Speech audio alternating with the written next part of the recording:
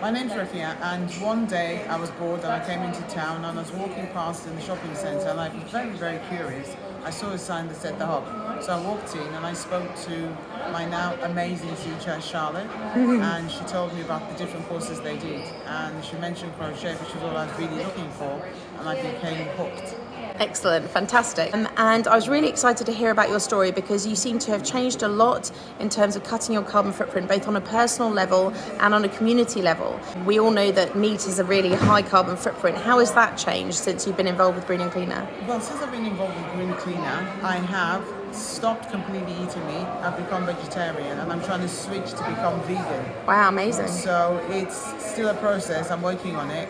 And then in terms of your travel, how has that changed? Because I understand that you were commuting every day from Beckenham to Newham, which is about an hour and a bit's journey by car.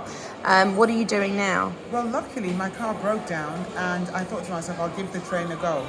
And it's been the best thing because I've been able to carry on learning how to crochet and also knit. So I'm less stressed, I'm more relaxed, and I think I'm a nicer person to be around as well. Brilliant. And because you didn't then go and sort out your car and continue with your car, you've massively cut your carbon footprint, which is amazing. And then in terms of your personal sort of like mending habits and shopping habits, has that been impacted by learning to crochet and sew and having that confidence in mending, or at least that inspiration to think about that side of things? Yes, I've started knitting things more and I've started crocheting. I've crocheted a hat. Wow. I've crocheted a balaclava. Amazing. I've crocheted gloves. It's endless. I'm now trying to start a crochet knitting journal so I can start recording what I'm doing. Amazing. And hopefully teach others as well. Amazing. And you were saying earlier that you had a skirt that needed repairing. Do you think that places like the Hub and the classes that you've had with us have really inspired you to think about mending rather than buying new sort of these days? Yes, most certainly, because I have certain garments I absolutely adore. And my favourite one got stuck in an escalator because it's a very long flowing skirt and I forgot to pull it up. So I'm hoping they'll run another section up here where I can bring it in and get professional advice because I'm a bit scared of damaging it even more. Yeah, absolutely. Well, we had a mending clinic this morning. It's a Saturday and it was very busy. So maybe you could book into the mending clinic next Saturday or otherwise come to another one of our sewing classes. Definitely. You have actually set up an after school club for a primary school. And you are actually teaching about 16 children every week how to crochet. That's right.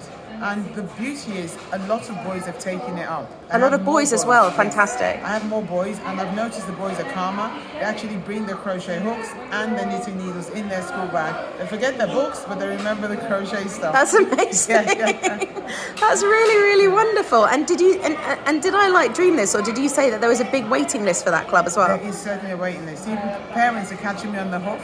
And if they're friendly with me, sometimes I'll say, right, okay, I might maybe see what I can do. So it is a buzz. The kids are excited. The parents are actually amazed because at the moment our school is predominantly sports clubs. So to actually see something that's crafty and boys interested, it is absolutely beautiful. Really wonderful. Thank you so much, because that will, as we discussed before, that will make a big impact as to how they treat their clothes, how they think about pre-loved clothes, how they think about mending, and give them the confidence to think creatively about those things and value their clothes. Because you said to me about how it's really inspiring them to think about how much work goes into making a garment. And that's really, really wonderful to hear. So thank you so much for sharing your story, Rafia. Thank you for having me and speaking to me. Cheers.